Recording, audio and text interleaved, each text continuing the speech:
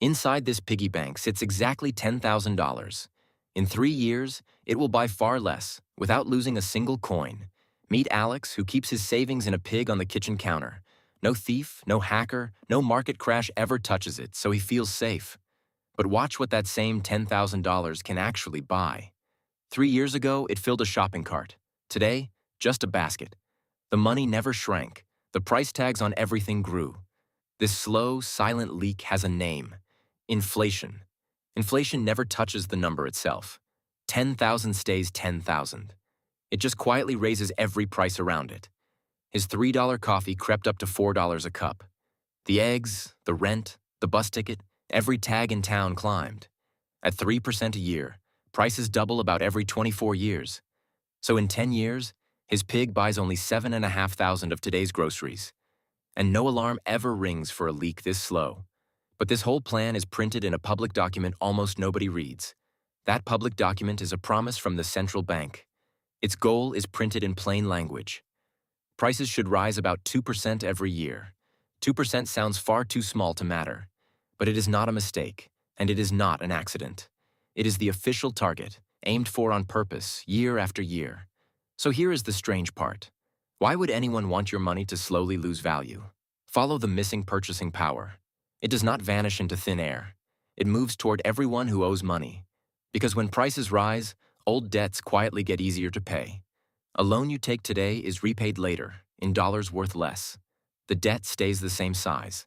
The dollars shrink around it. And who is the largest borrower who has ever existed? The government. Every dollar it owes gets a little lighter every year prices climb. This is not a theory. One country did it on purpose after a world war. It owed more than the whole nation earned in a year. It did not refuse to pay. It simply let years of rising prices melt the debt down. A mountain of debt slowly shrank into a small hill. And the savers, holding quiet cash, paid that bill 1% at a time. Picture a machine that sorts money while everyone sleeps. It takes a thin slice from every dollar sitting still.